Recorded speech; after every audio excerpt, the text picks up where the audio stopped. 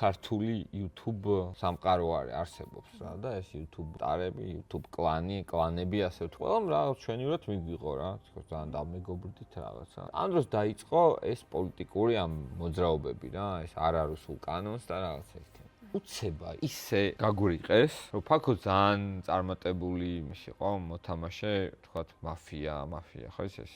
კი.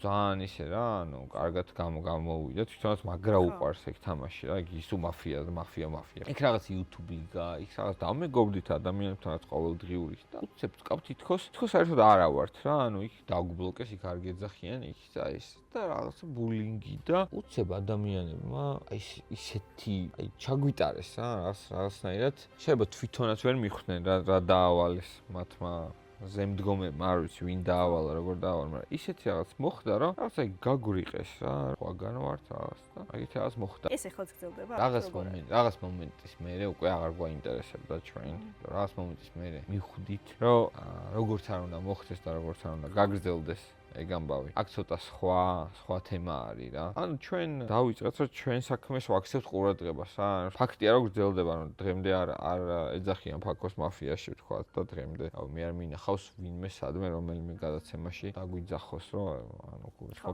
მეორე მხარეს რაც ხდება რა. ანუ თითქოს რაღაცის ეშინიათ თავიანთი პატრონების.